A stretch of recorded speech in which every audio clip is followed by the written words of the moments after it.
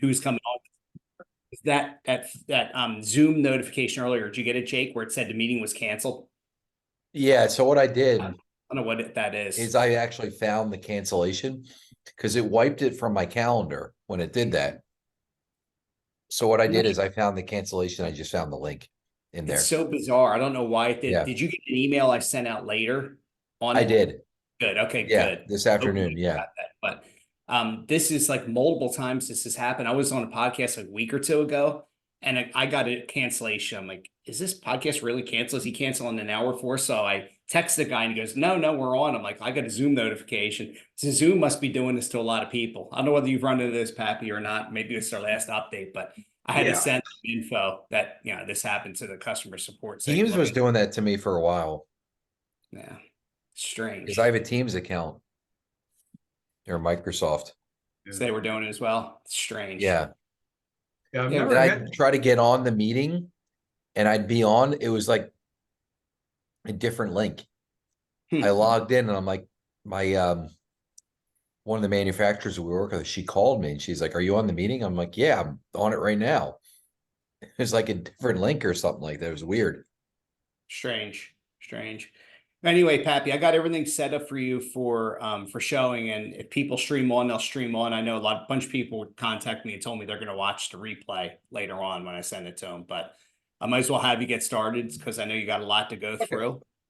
And Well, then, I know what I mentioned before, so how about I just go through the five different parts as an overview? I'll spend a brief amount of time on the first three, and then I'll dig into the wallets a little deeper as we go through perfect. the last piece as well. Sounds great. Uh, Sounds great. uh, so basically, with your cryptocurrency wallets, there's kind of like five areas that you really need to look at when you're dealing with your cryptocurrencies. The first one, and this is one that anybody can do and they can take care of it, on their own. Well, they should be able to take care of it on their own, is the computer that you're going to use to operate, like to work with your wallets, whether it's a laptop or desktop. Those are the two better types. Smartphones and tablets are a bad idea. Mhm. It's not necessarily the wallet's fault. It's the devices themselves. Your smartphone is constantly tracking you. It's giving away your location, things like that. Same thing with the tablet. It does the same thing. They're notoriously weak in security as far as I'm concerned. With your laptop or your desktop computer, you can add antivirus software, you can add anti-malware and anti-spyware software, which should be on there to help prevent any types of attacks on the computer. Mhm. Ideally, if you can use a computer completely isolated and separate from anything else you do in life, like your regular emails, do them on a different computer. Um, Wait, what was that last part about emails? oh, Do them on a different well, you're computer. basically you're. I'll get into it more when I talk about emails, but you should kind of split your stuff out. Uh, oh, okay, emails. Have separate emails. You can have an email for junk. Google is great for that, Gmail, Yeah. because Yeah. they're tracking you anyway. So let them have the junk. So Yeah. these are the things that you're signing up for that you don't know how much junk or like how many sales notifications or whatever. They say it's a newsletter. Sign up here. Half the time you'll get onto some sites, they'll say, oh, you got to sign up for this before you can even get in and see what they've Mhm. got, Mhm. something that's of interest. So Yeah. give them the junk mail email, like a Gmail account. Yeah. Those are constantly monitored. They're copying for NSA knows everything about what Gmail has. So uh, And any Yahoo, right? yeah, oh yeah, Yahoo. Yeah, I guess they're still around. Yeah. Hanging on. Okay. Uh, Anything that you want to tighten down and keep secure, like emails that you use for your bank accounts, emails that you use for your exchanges, your brokerages, they don't have to be all different, but use something like an encrypted email service. Mhm. So, like Proton Mail will encrypt your email transmissions and back, when you're using it. Now, I will say one of the not drawback, but nuisances, I guess, is that because they have a higher security, you'll find stuff that you are normally signed up for in your spam folder because you've Mhm. gotten a lot of them.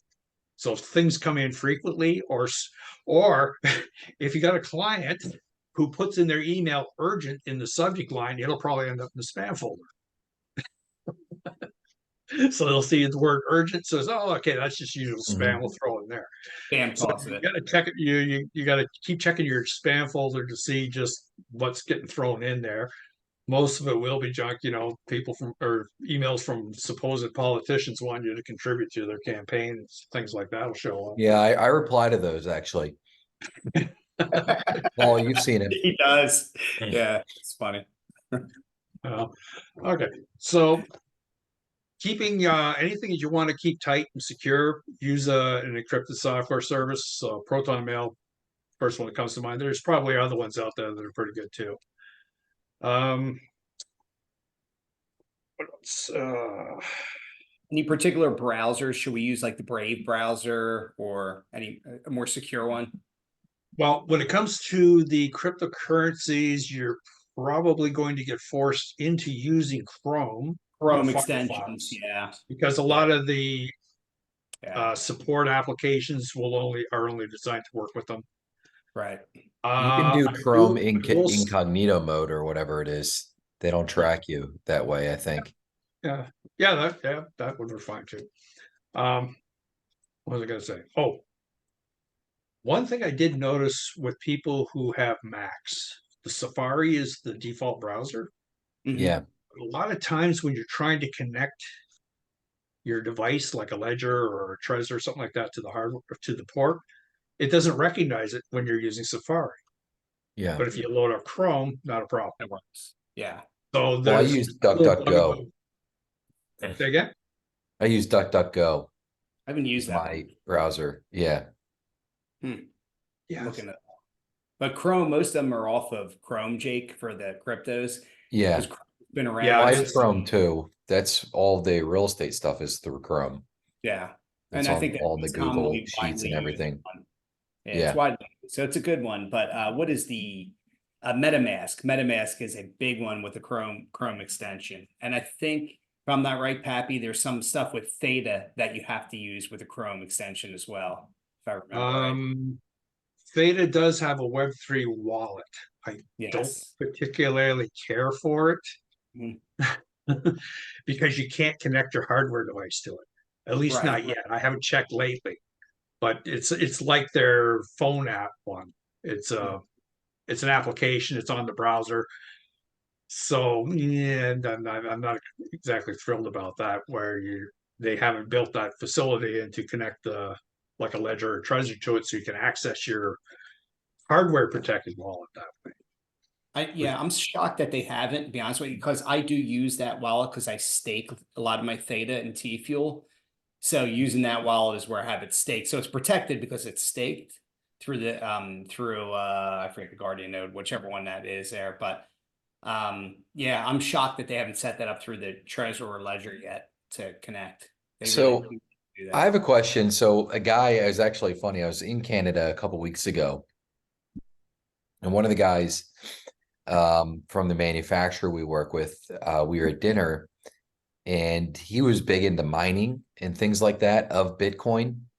Mhm. And he had lost all of his Bitcoins because he didn't have it in a cold storage wallet. He had it in just, I guess, a what do you call it? A hot storage, or I don't know. Like a hot Um, wallet, Yeah, how yeah. softer wallet, basically. Like The company that he had it through went out of business, so he lost all of his coins. that's a good case story as to why you keep it in cold storage wallets. yeah, Yeah. that's What I if the guess it's the cold storage wallet situation. company goes out of business? Would I be kind of Well, SOL then? here's the thing with the wallet.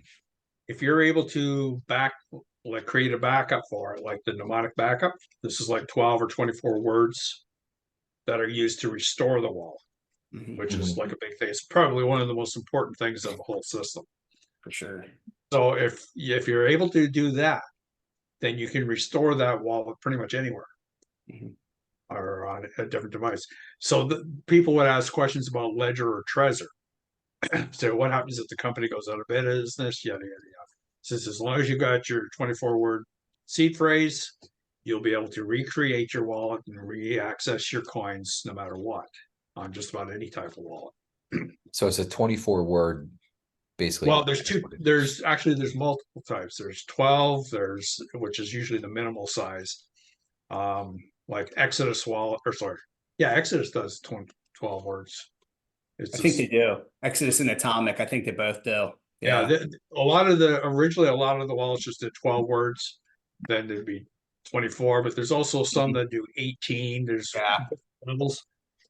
If you got a Trezor Model T and you're going into the Shamir backup, well, that's like 20. Yeah. Or no, That's what the Model 20 per T. share, I should say. Let me rephrase it, 20 per share for that Yeah. one. Hmm. It's a more complex method. It's more secure.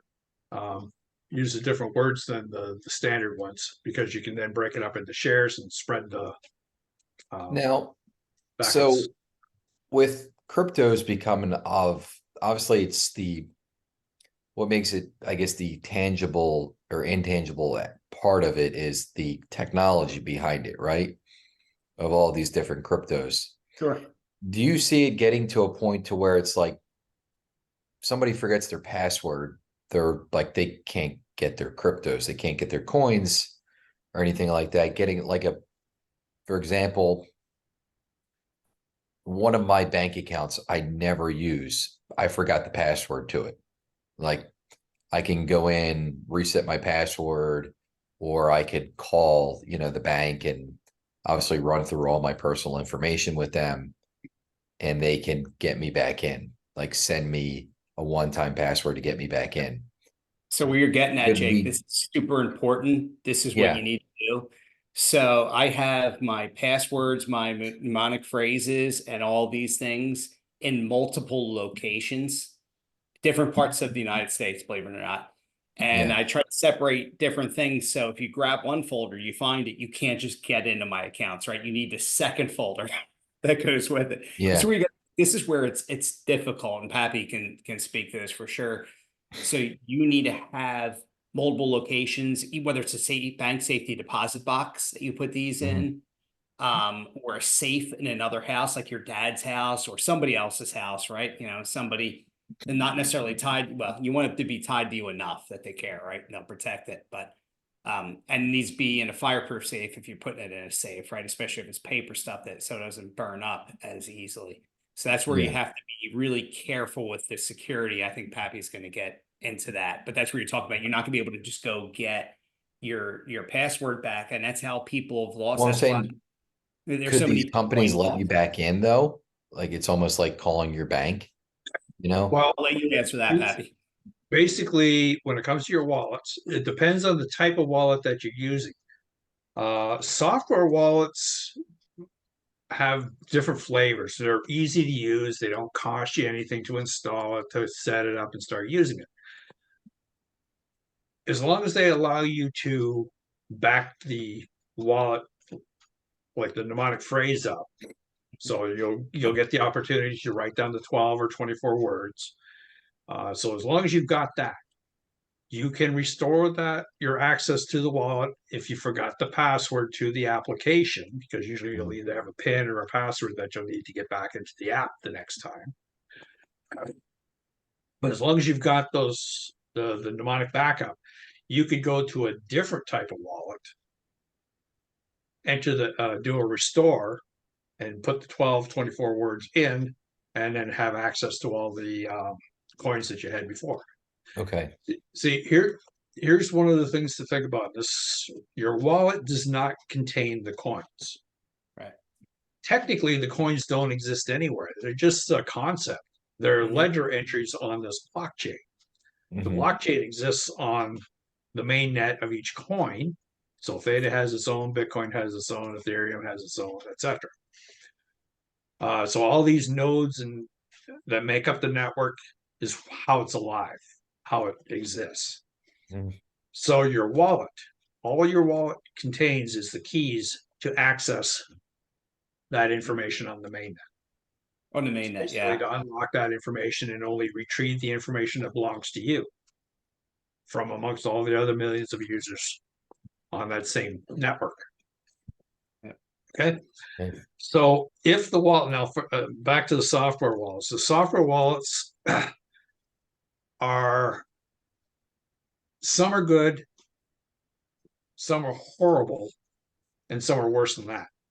So there's some that I've seen, and you can go on to the App Store and find it. I can't remember the name of it off the top of my head because you want to read what it says. If they say we store your keys on our servers to protect you, no, just move on, forget it, because that means they've got control of your keys. Even if they've encrypted it and they're not going to touch it, they, it's out there. It's Yeah. out there. I wouldn't trust that ever. Right. Don't trust it. So in other words, they're trying to make it convenient for people that, forget their, well, I'm at the age where I forget what I went into the kitchen for, but I know where my mnemonic phrases are. You locate the cryptos, but can't locate the peanut butter. Common problem. I swear I stood in front of a kitchen or a cabinet door or a cabinet once looking for a box of salt years ago. It was right in front of me. I couldn't see it because in my mind I was looking for a particular brand which had the little vegetables and fruits on the cover, Mhm. but it was a different brand that had the crown on it, and I couldn't see it. It That was right in happened to me front of me. 2 days You'd be ago. blind to it. I was So, like yelling at my wife. I was like, "Where did you put the so and so? I want the Miralax." I was like, "Where'd you put the Miralax? Where is it?" Right in front of She's your like, face. it's up there in the coffee cabinet where you keep all your stuff. I'm like, "No, it's not. You lost it. You threw it away." So I'm like getting all mad, and she goes over there and she's like, "It's literally right in front of your face." I was like, "Ah, I'm an idiot." Happens. yeah. So the software, while some are really Yeah, bad. software wallets. Yeah.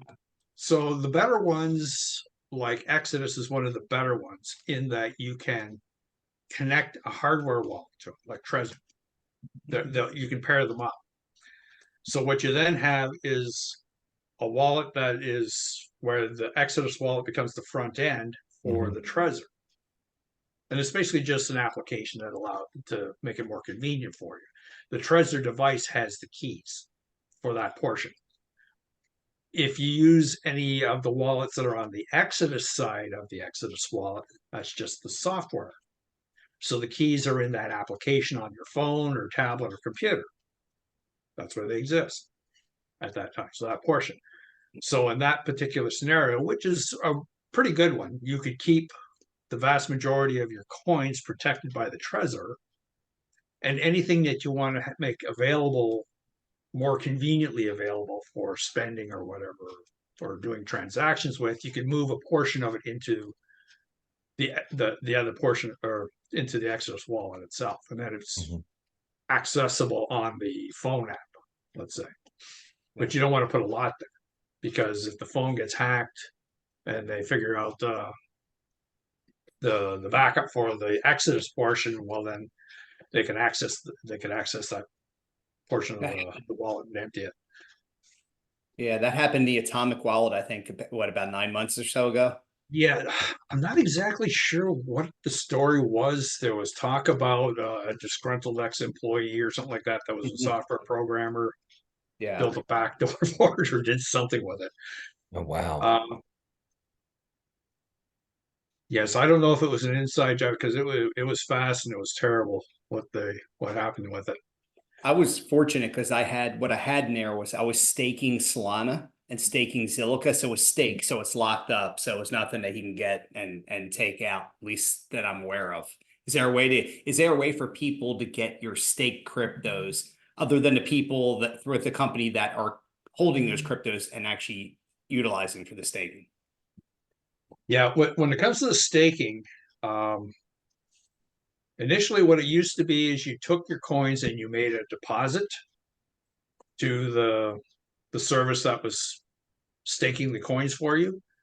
But then that Right. changed where the coins stayed in your wallet and it basically allocated it. So Mhm. Like Theta is a good example. You stake your Theta tokens, you can stake them with whatever validator or guardian node you like. Okay. But the coins stay in your wallet, they're just locked. So you Right. can't Right. spend them, which is fine. So then you have to unstake them, which takes about 3 days for Theta, 21 for other coins. It varies from one coin to the next. Persistence is 21, right? Yeah, 21. Yeah, that's the one you really have to think of. Yeah, I know. I've actually stopped restaking just so I can have some for dollar cost averaging out.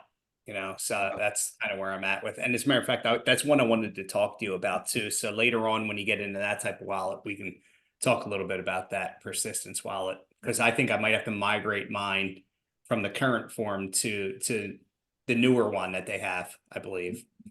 Oh, you But mean the 750 to 118? yeah, I believe that's what it is, 750 to 118. Yeah. Yeah, well, you got until like about a year, but Okay.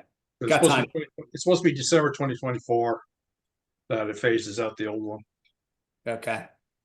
Yeah, I might have to connect with you on doing that. I think you got a tutorial, so I'll probably I take a do look have a tutorial out for it. It's fairly straightforward. because the P stake is also in there, right? That they gave me that I earned. Right. If you go through the migration, like if you follow the steps in the migration, it will pick all that stuff up and move it in one shot. Beautiful. That's good to know. So back to the software wallets, the Exodus and the Atomic. Ah, yes. Okay. Exodus is the better one than the Atomic, would you say? Yes. Okay. The Atomic, I don't think you can connect any hardware wallet to it to kind of like lock it down.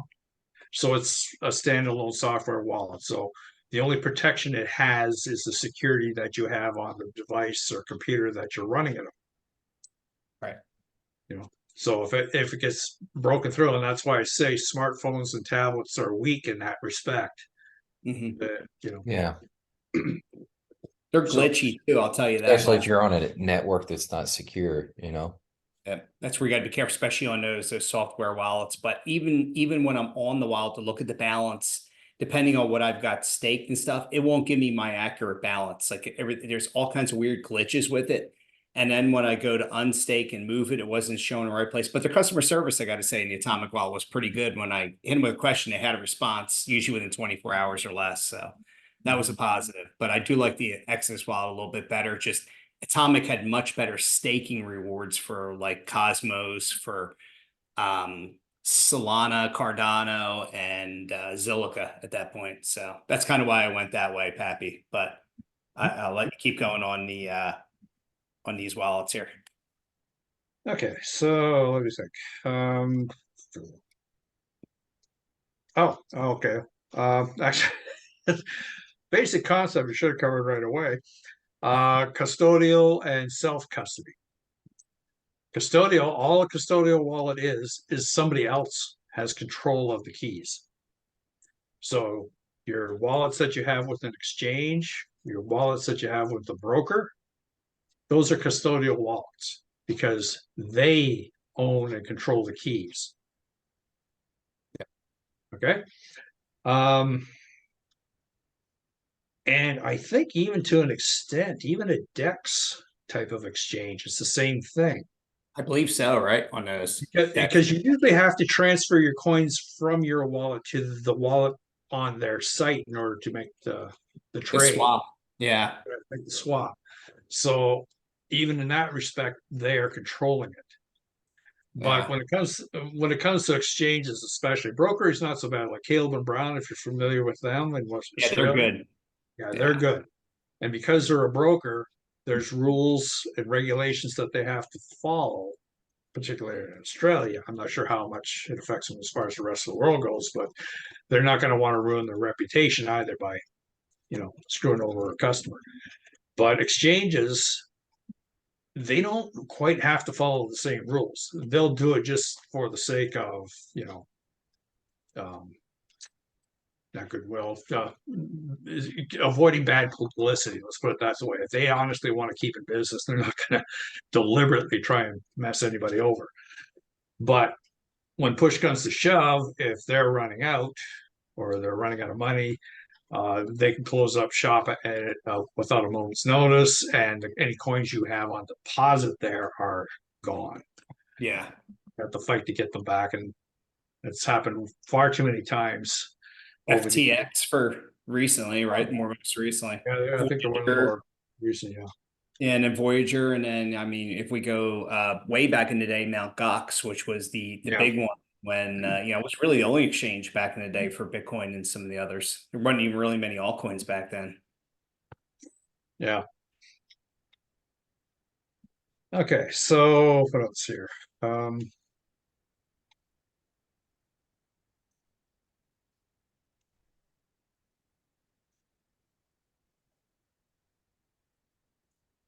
And I'm just going to reiterate while you're looking through that, the custodial wallets versus self-custody. Custodial wallets, meaning if you have it on Coinbase or whatever, and yeah, you have your wallet there on Coinbase, but that's just your wallet for your account. They still have the keys and all those things, whether same thing with Caleb and Brown. So that's why when you get stuff and if you're dollar cost average buying, you want to be pulling this stuff off occasionally when it gets to a substantial enough balance. So you can Right. put it in your cold storage wallet, and just leave whatever you want to play with, trade with, or dollar cost average back out as the price goes up. Just to Would you reiterate. trust custodial wallets if somebody else is managing it? Personally, no. See, I use exchanges to go in and make a buy. I'll go in and buy some XRP or some Bitcoin, and then as soon as it's available, I pull it off and put it onto my hardware wallet. Yeah. So it's secured.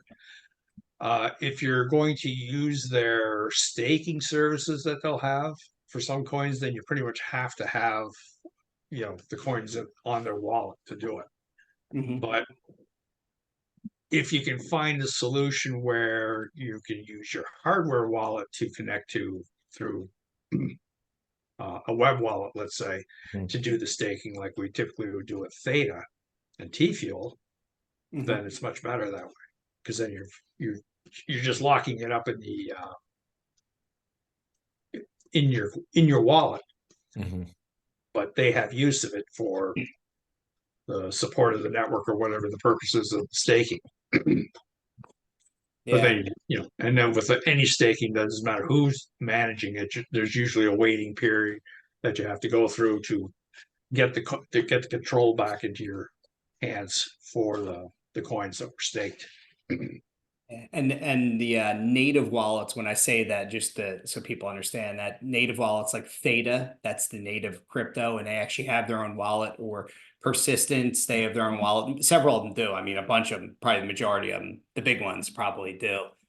And those you have your mnemonic phrase, your password and everything safe and secure. Hopefully you have it safe and secured, right? But it's still on whether it's your desktop or your phone, so it still has some potential issues, right? It's a little bit more at risk, a lot more at risk than it would be in a cold storage, obviously, if your phone got hacked. Yeah, I suppose. that's the thing. So the native wallet, I typically refer to them as web wallets. Web wallets, yep. Yeah. So whether you're using like a browser extension type wallet, MetaMask, Kepler, those two are fairly Yep. popular.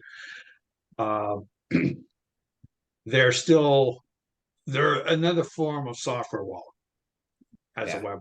So if you're just using the web wallet by itself, so Persistences, when it came out here, I guess it's almost a couple of years now.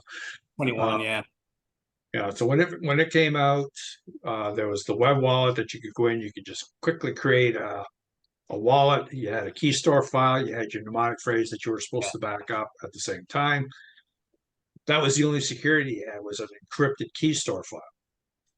So if you lost that on your computer, if you didn't have your mnemonic backed up properly, you wouldn't be able to access your coins again. Right? Yeah. Where they also have the facility to use a ledger hardware wallet to connect to it. Okay. So when you go to sign in on the Persistence one, that's the very first option. It says Cosmos Ledger across the top for the first option, which means you use your Ledger hardware device to connect which would be the Cosmos app on the Ledger device to get into the wallet. And does persistence work with the Trezor or no? I don't think Trezor supports persistence. No. They don't have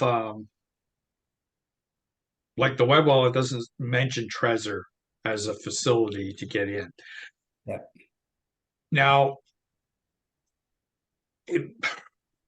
I've actually never tried it myself. It might actually be possible because Trezor supports Cosmos.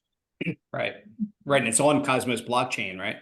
Right. Now, I'm just trying to think. I know MetaMask can connect to the Trezor and the Ledger. As like, there's about 3 or 4 hardware wallets that MetaMask can connect to. Mhm. I'm not sure if Kepler can. Kepler is a Cosmos network wallet. Yeah. I know it connects to Ledger, which is fine. If it actually can connect to Trezor, then that might be one way of going about it. Okay. Well, I'd actually have to look it up to see for sure. It's either that or I just end up getting a ledger down the road at some point too, just to use for persistence and whatever ones that, don't currently. It's probably good to have both, I would say. Yeah, it's when it comes to the hardware wallets, the two top dogs are Trezor and Ledger. Mhm. Ledger does have the edge as far when it comes to staking and connecting to third-party wallets. There's more wallets that will support the Ledger as opposed to Trezor. Yep. The wallet's obviously where you keep the coins and everything like that. Yep. And then you'd want to have them backed up, I guess, on is that hardware, is that like different than a cold storage wallet or Same thing. same thing? I typically use the Different terminology. names. Okay. All right. See, actually, cold storage goes a little bit further. A ballet wallet can be considered a cold storage wallet. Okay. Yeah. All right. It really is. I consider it a cold storage wallet just because of the way it operates, Yeah. With Sure, all the how- different terms, I mean, it was kind of going. Trust me, Jake. I know that when you're first getting into these cryptos, it's like learning a new language. It What do you- literally, I felt like you guys were talking Korean there for a second. I thought I Okay, was at the tailor's I'll look office. this coin up. I'm not sure if you can. Bitcoin. Yeah. Yeah, okay, it says Bitcoin symbol. This is a steel wallet. Steel It's wallet. like Yeah. it's basically the same concept as a paper wallet, except it's well, actually, I shouldn't have said steel. This is actually It's a wallet, so it had you can pop it in somewhere. Well, let me flip it over. It has the phrase on it, right? Mnemonic phrase on it. Well, actually, no, does not have a mnemonic phrase. What it Okay. has, what it used to have was it used to have a barcode on this side that covered up Okay. the private key. Okay. QR code that's showing right now is the private key. Now, I'm not afraid to show it because there's nothing in this wallet. I did it a time ago. So, yeah, this is one of the things that I keep telling people: don't do this. Right. That's not one to use. Show it to a camera because as soon as it's out there, somebody like QR codes are really great. You can scan them off a TV screen. Yeah, you're right. Yeah. But the one of the things about this now, this works perfectly well as a wallet because this is where your key is. It's in that QR code. So the public key once upon a time was on a sticker that covered this, Mhm. and that had the public address, which is Okay. the wallet address that you deposit to. So basically, this is kind of like a one-way type of system, like a paper wallet would be. Mhm. You can make your deposit, you can fill it up with as many coins as you want, but in order to use it, you have to sweep it, which means it has to be taken off of, like swept off of here and put onto a software wallet like Coinomi. I think Exodus can sweep wallets as well. Okay. And then what it does is it transfers the coins or tokens from the address that it was originally signed to and puts it to the new wallet that Mhm. takes it over, and then it becomes spendable at that point in time. So when they're on coins like this, coins like this, you can't spend them until you sweep it. So the same thing with the paper wallet. You can, so they're great for gifts and stuff like that. admittedly, these are not cost effective because it's kind of like a one-time use. They're durable, like like it would take thousands of degrees to melt this to destroy it. So it's and water's not going Like Tower 7. But I will say there's one thing you have to be really careful of if you wanted to go this route with that type of coin wallet, the harsh steel wallet, is that if you go to Amazon to buy some, read carefully what you're getting because Amazon has novelty Bitcoins or souvenir Bitcoins. Yeah, got So that. it'll look like the Bitcoin symbol. It'll have all the little electronics stuff on, But it's stamped fake on or it, yeah. Here but it it's is not right a here. real wallet. Okay. There, is that a souvenir one? That's a souvenir one. Yeah. Yeah. A little plastic case. Yeah. Same deal. If you could see it. I'm not sure if you Yeah, can I see can kind of make it. Does the back have like a QR code? Okay, no, that's not a QR code. That's just it. that's absolutely that's just something pretty to look at. Yeah. It's like $1 or whatever it is. Yeah. The biggest giveaways, if you happen to search across Amazon for this type of thing, is that the souvenir ones are significantly cheaper than the real coin safe type wallets for that. But I don't find like the Ballet wallet is about half the price that I paid for this one. This is copper. Yeah. Well, that's another thing too. That fancy stuff of silver cards or silver coins or gold coins and stuff like it has absolutely nothing to do with the keys or what you can store on it. It's just the coin that's stamped in itself. Like with these, Yeah. you can actually buy a gold coin like this, a little 1 ounce gold coin. So you're So going to be you paying. take that QR code, you scan it, then that's how you get in to That's the how you actual access it, wallet. sweep it. Yeah. Okay. Well, actually, no. The original QR code on the front is the public wallet for deposits. So you Okay. send coins to that address, and it goes in. But like I said, your So coins don't deposit, exist. oh, and is Yeah, different than taking out or yeah. right. So deposit, withdrawal. If you want to, well, to withdraw from this, like I said, you have to sweep it, and to put it Okay. into like another wallet that What's can sweep it mean? Like wipe it clean?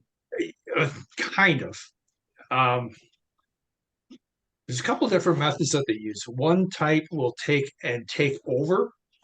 So it will keep the address like the original address that you swept up and Mhm. put it into the wall Okay. as part of the But put sweep. it somewhere else. Well, it puts it into control of let me think. Blockchain.info.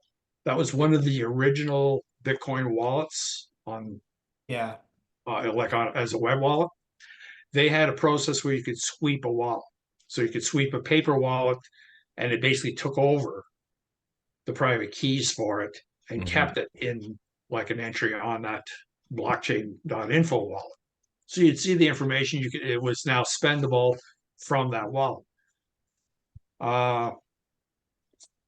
The drawback to that is if somebody got a hold of the paper wallet's private key, they could sweep it again into another wallet because it's still the same location on the blockchain that it's looking at. There's a software wallet called Coinomi.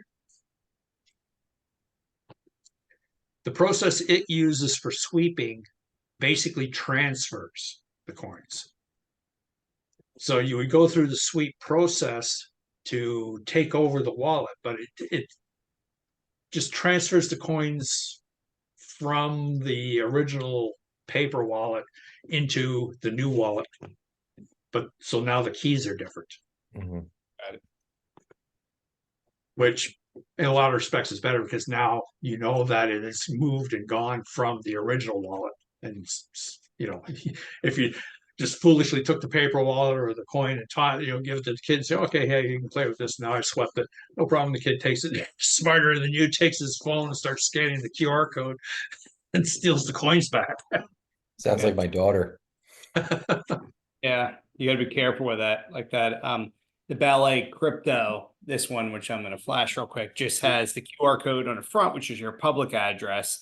Then you scrape off, and then you have numbers on the bottom, and then you have to peel up the other side to get the other info in there in order to be able to get to everything. So they're Okay. good. They're secure. I like them.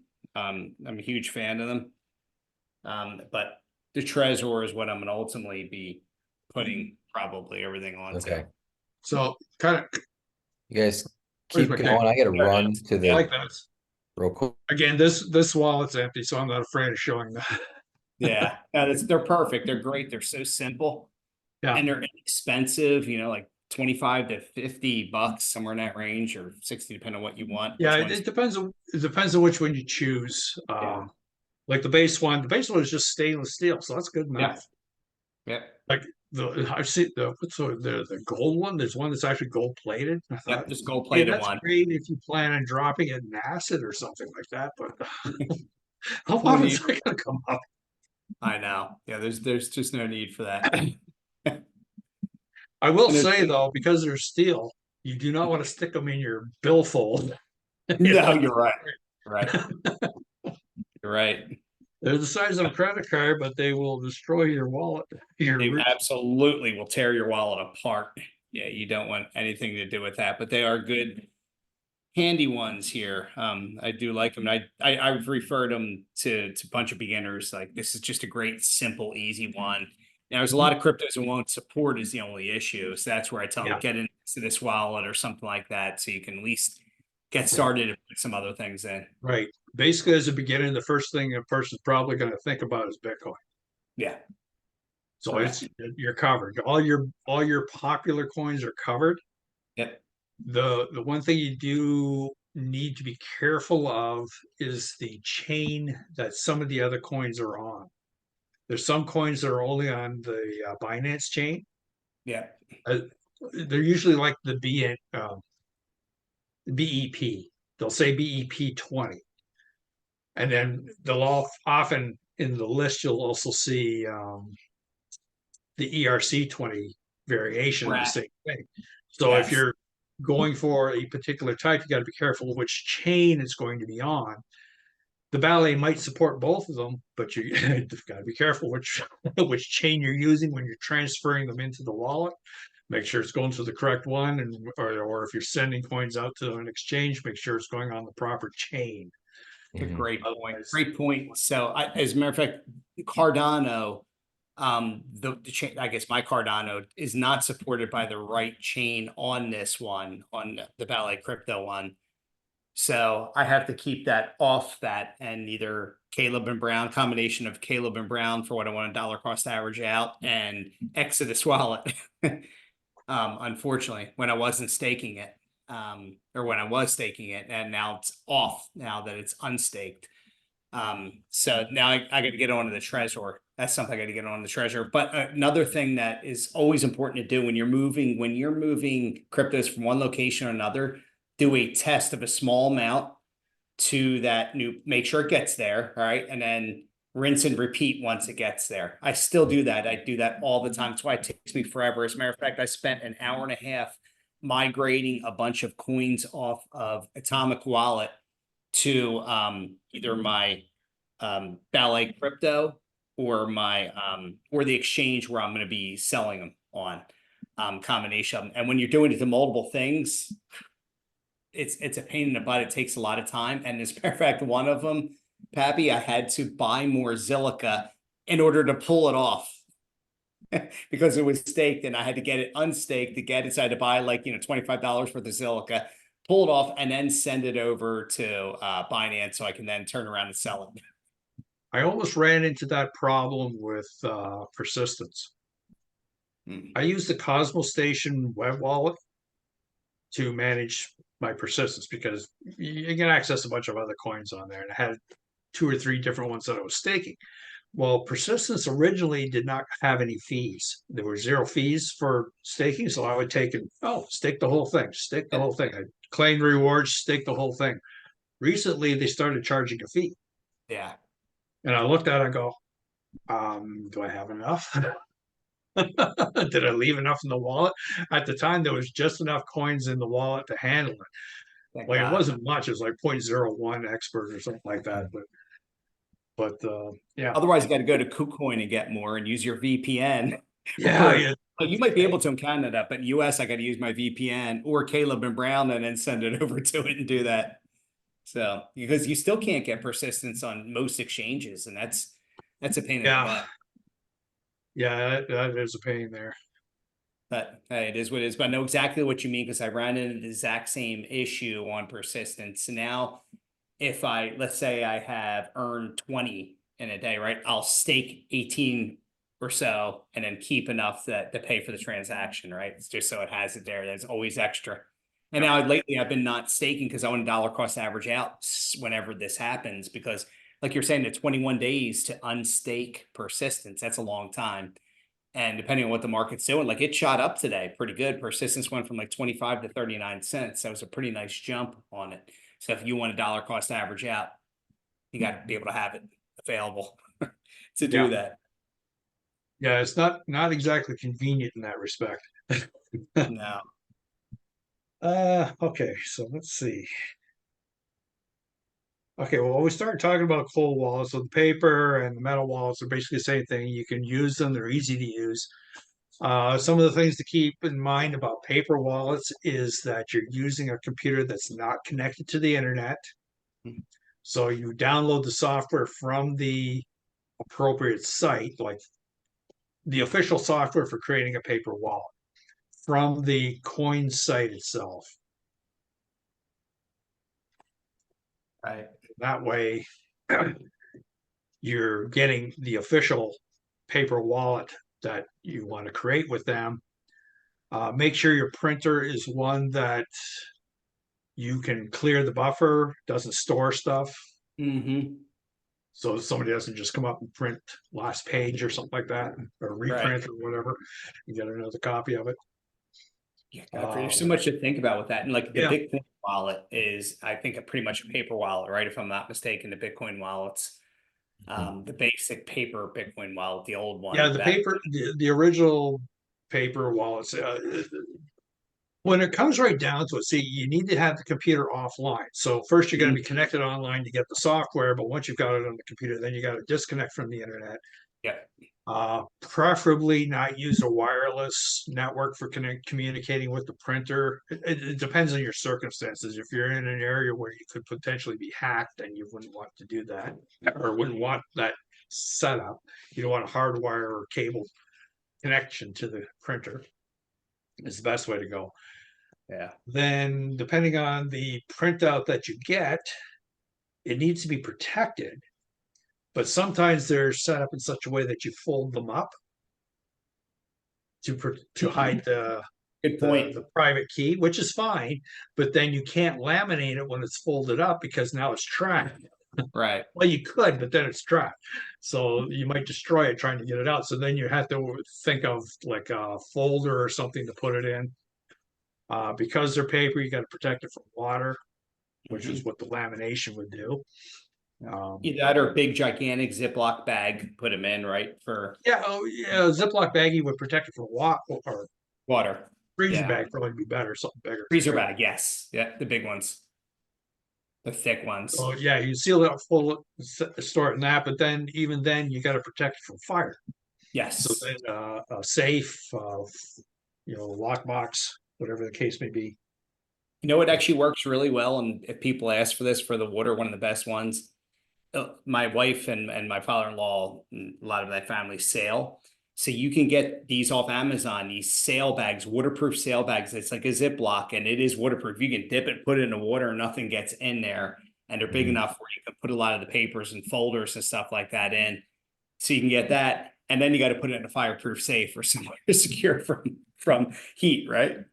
There is actually a fire, well, I'll say fire resistant envelope. It's like a fabric case that has like a Velcro to seal it shut. Mhm. So about, I don't know, say letter size, whatever you need. You could use that to at least protect the paper from Yeah. fire. Obviously, they're not exactly secure because it's just Velcro holding it. So again, you're still going to stick it in some place it's going to be locked up. So Yep. hidden All away. important stuff though. Yeah, and then like having multiple of them in multiple locations is always a good idea. As long as they're secure. Okay, so let's see. Okay, hardware wallet. So your hardware wallets, things like there's all kinds of hardware wallets out there. They all vary. Let's see, how well is that showing? Okay. Yeah, I can see This that. is the I see it, Ledger yeah. Nano X. Yeah. There's two varieties of these. There's the X and the S Plus. The real difference is that the X has Bluetooth and the buttons are on the face Mm-hmm. and the hinge, and the S Plus has buttons on the top for navigating up and like navigating through menus and things like that. And that's a cold storage wallet. That's your cold storage wallet. Yeah. Because see, with a hardware wallet, your keys are going to be stored here on the hardware wallet, which means they're offline. So they're not on an active computer all the time like a software wallet is. Right? So the only time these are needed is when you need to do a transaction that must be signed. So then you plug it in with a USB cable, follow the steps that they're asking you to sign for, and acknowledging on the device. It will communicate between the software on the computer and the device, where you then navigate through the menu to say approve or reject or whatever the case may be in order to use it. Obviously, they're going to cost more than other solutions, but because of the fact that they're offline is what makes it ideal. Yeah. And I get the Trezor Model T right here. Yep. Which has that little screen. Yeah, it has a little touch screen. Yeah, little touch screen. Model 1, slightly different shape, but it That's has a cold storage wallet too, right Yeah. there. Yep. Yep. Pretty So fancy multiple looking ways. thing. Yep. Yeah, I think they're like 160 bucks. 170 bucks, somewhere in that. Yeah. So I guess depending on what a person wants to do with their crypto, if they're just starting out, Ballet is probably the way to go. I personally would steer away from the paper wallet or these, metal coin wallets, because the paper wallets are way more inconvenient to create, and then they're inconvenient to secure. Yep. And So even just then, get a cold they're storage so wallet delicate. like that. Yeah. Yeah. Yeah, these are going to be your best bets. The Ledger Nano, the Trezor, those two are probably going to be your best bets. And Pappy, you can help set people up with these, right? Initially, you consult with them and kind of show them, walk them through the process. Is that right?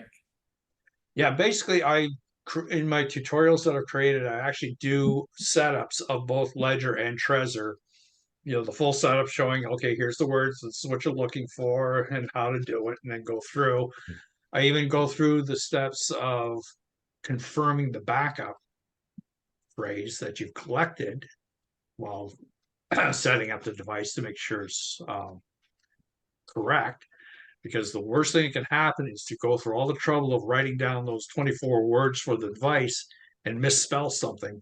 Yeah. You don't catch it, and now you're trying to restore your wallet. Yeah. And it's not working because it says that's not a valid word, or it's a valid word, but it gave you a completely different wallet. You don't see any coins now, like or no balance for the coins. So that's a couple scenarios that can come up. So actually, I want to hit on that real quick because this is super, super important. Whenever I'm doing any of my wallets or my crypto stuff, I try to do it when nobody else is around the house.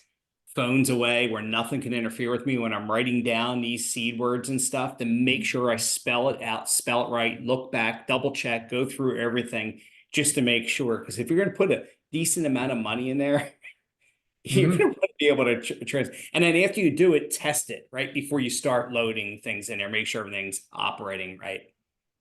Yeah. Now this between the Ledger and the Trezor has a better advantage for checking your backup. They actually have a facility that you go in and say check mnemonic backup, you select that, it tells you, asks you which process you want to use, standard or Shamir or whatever the case may be. You go through the steps or the Nice. backup, and it makes you go through and enter in or confirm each word by selecting it from the list or entering it on the keyboard to confirm that is correct. And it will tell you when you finish, yes, this matches the device, what's on the device. Beautiful. Ledger, on the other hand, they have you check each word at the end, but that's all they do. So in Okay. order to confirm that the backup is correct, you pretty much have to wipe the device and restore it, or grab a spare device and restore it to that. So then you'd end up with two devices with the same information on it, if it's correct. Okay. So that's kind of a drawback for that, for the ledger in that respect. Hmm. So it's either be super careful and confirming each word as you're writing it down, Mm-hmm. and checking each word and not just glossing over and say, yeah, that's the right word, selecting it. Because part of the process is when you start with the ledger, you kind of have to type in the letters on the device. And the Mm-hmm. closer you get to the words, it will pop up the options. It'll show like 3 or 4 words that fit, that are Right. of the correct BIP 39 word type. So you may just say, oh, yeah, that's it. Click on it, when you actually have it misspelled Mm. on the paper. With the Trezor, because if you're using the keyboard and typing it into the form on the screen, you have to type it in, but it does the same thing. As you're typing, it shrinks the list down to the words. And, if you say, okay, that's it, just kind of click on it or scroll down to it and select it off the list. And in fact, you still have it misspelled on your words on the paper, then you're going to run into problems. That's it's interesting. So it gives you the paper that you can put and write down and the treasurer here, your recovery seed, and then here's your 12 words pre-mnemonic phrase that you can put in there. Um, yeah, obviously. Things like, there's also, Pappy, I saw over at the Bitcoin conference, you can actually buy these new metal things which allow you to do an imprint with metal onto like a case like this. Yep. So you can put your mnemonic phrase there. Like an etching tool. Yes, an edging tool. It's very yeah. Yeah, those are good. There's other types like the one I'm holding up now. I can't really open it up because it's sealed, but it'll have like several cards with the letters on it, Mm-hmm. and you punch them out. And I demonstrate also in the tutorials how to do that, because you want to kind of put it on top of something that has a hole, but press on one side. You don't want to press in the middle because you end up bending the tile. Right. And then that way you just take the tile and pop it into the slot to form the word. And one of the things with the backup phrase is that it's only the first 4 letters that are important of each word.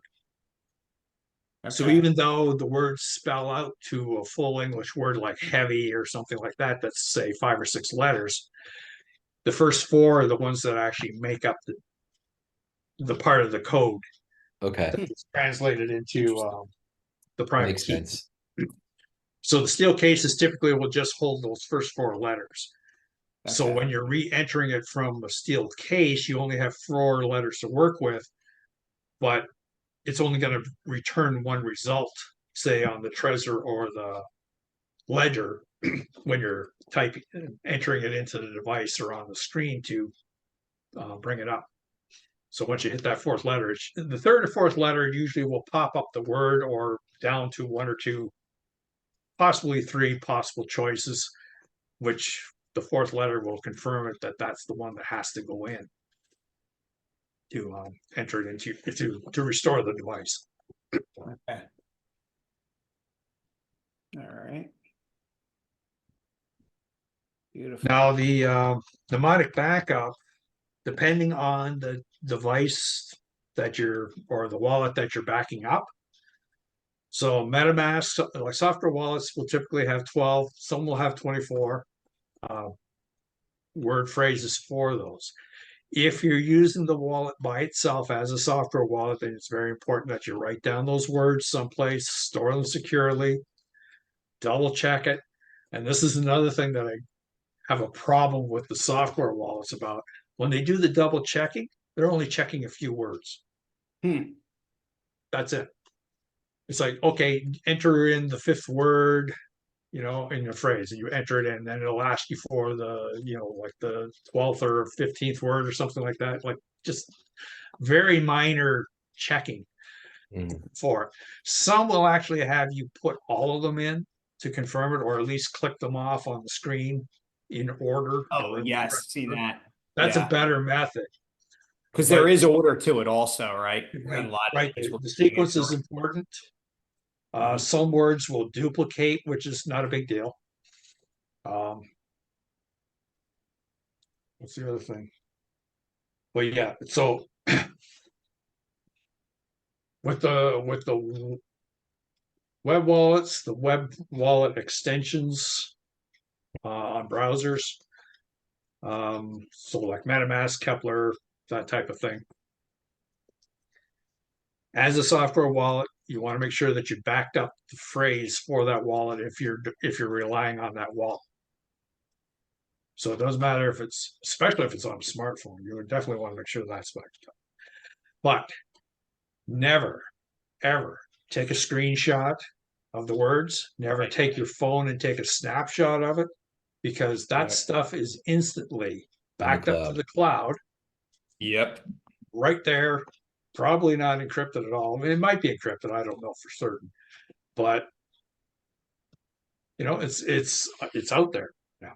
So yeah, great point. And also, you don't want to be putting stuff in Dropbox. You don't want to be putting stuff on Google Drive or any of these things where it's out there in the cloud, right? Right. Yeah. If the best and safest method is put it down on a hard copy, paper, or card, or whatever backup method you want, or steel case, which is even better because now that's fire resistant as well as water resistant. Store them in a secure location. The Trezor Model T does offer the option of creating a backup. They call it the Shamir backup. Now with the Shamir, it takes the Shamir backup sets up the wallet in such a way that you're creating shares. Each share will have roughly 20 words on it, but you have to have like a threshold in order to restore the wallet. So if you have 5 shares, you might set a threshold of 3, which means that you must have 3 of those 5 in order to restore the wallet. So the advantage here is you can take those 5 shares, spread them around. You can give them to other people because by itself, they can't do anything with it. Because you need the other 2 or 2 more. And that's the Trezor Model T that you can do that with. The Model T does it natively, or has it available to do it natively. If you take the like it'll offer it when you're setting up the device. It'll either say standard or it's either standard or advanced. I can't remember off the top of my head. Or it might actually say Shamir, but that's the method that is being offered there. Gotcha. Now there is a software tool out there called Slip 39. This is a little more advanced. I'm just mentioning it. It will convert an existing 24-word backup into a Shamir style. So that way you can do it for your Ledger device if you wanted to. What is the Shamir style?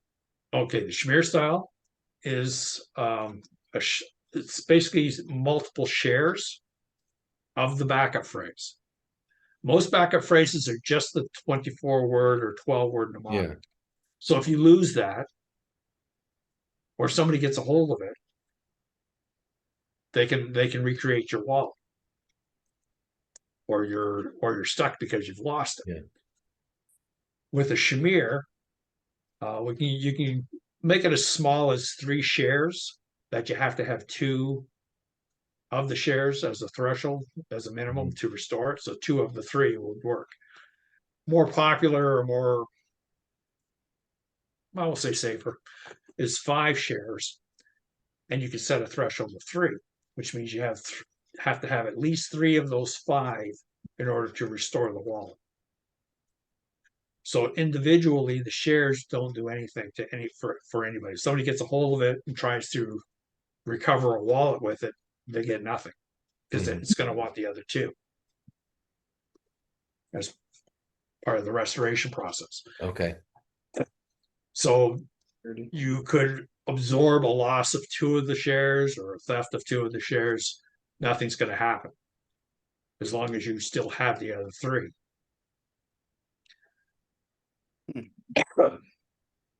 Very interesting stuff. Very. It's a little more advanced though. But depends how. Yeah, it is. I probably shouldn't even have brought it up. No, that's good. This is good. This is something I want to know, and I can compartmentalize it for later and try to put it into words. You were also mentioning on that video with Dick and Michael a little bit about creating a 25th word in a different wallet within a wallet. How do you do that? What is that process like? That process, the 25th word, that's referred to as a hidden wallet. It's quite handy. And the best time to decide to do that is when you're setting up your hardware device, like your Ledger or your Trezor. Either one can do it. Trezor is easier to operate with in this fashion. Okay. See, your wallet is restored from the 24 words, 24 mnemonic words, backup phrase. Okay.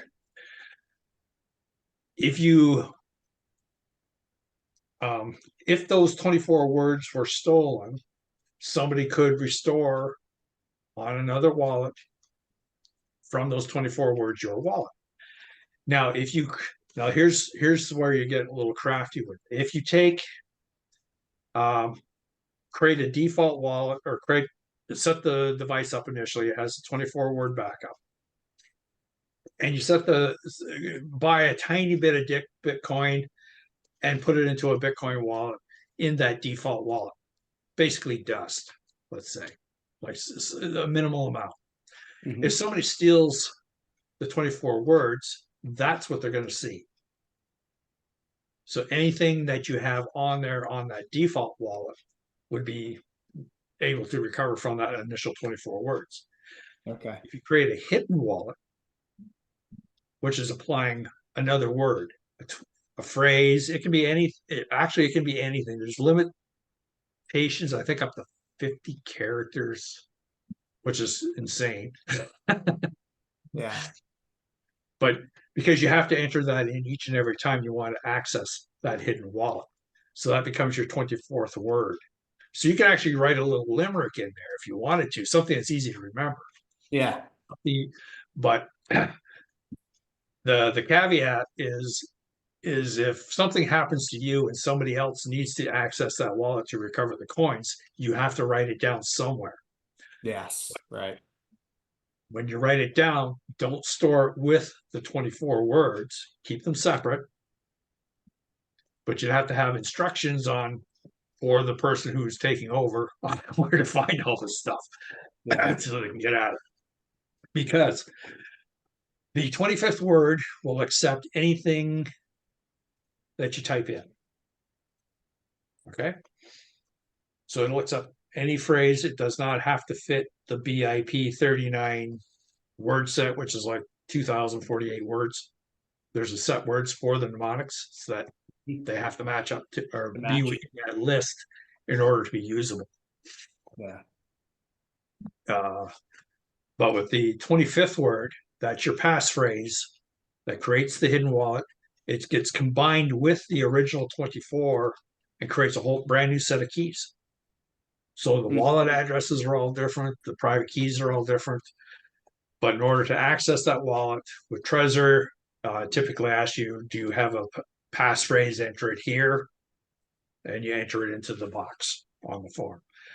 With Ledger, you have to go in and either access the temporary passphrase option, which is kind of tedious, or you can assign a PIN number to the hidden wallet.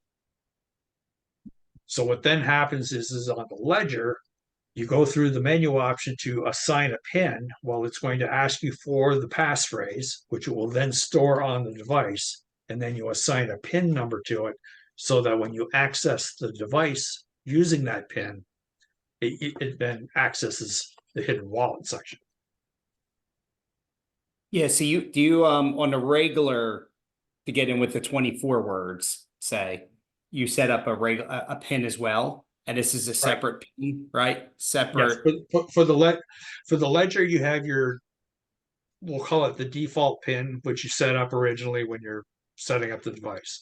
Yeah. When you add on a passphrase PIN, you go through the menus, pick that assign PIN passphrase. I think it is something to that effect.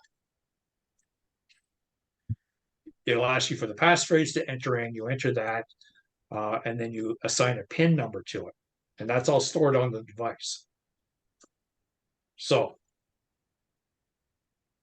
the advantages and disadvantages is that with the Ledger, all you have to do is enter that PIN number for the hidden wallet each time you access the device in order to use those wallets. Okay. If you enter the default PIN, it's going to access the other set of wallets, the original set of wallets. So again, you could set it up so that you have like dust in a Bitcoin wallet, which would be the typical target. Yep. And then that way, if somebody got a hold of the 24 words, or if they got a hold of the device and they knew the default PIN, they would be able to access it. So it's either they either have physical hands on the device itself, but they also know the PIN, or they have access to the mnemonic backup. Right. Which is more likely the case because if they got a hold of your device, you're going to know it's missing. So the first thing you're going to do is empty that thing and get it moved on to a different wallet. Yeah.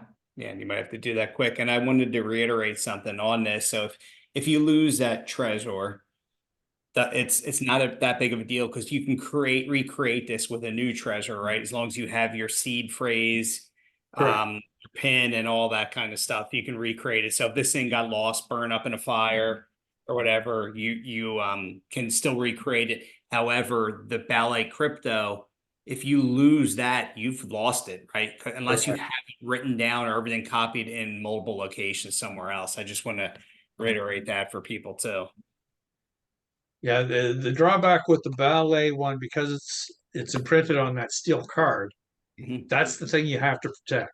If you lose that, you've lost access. Now, if you've written down that code across the bottom and stored that someplace, that's all good and fine.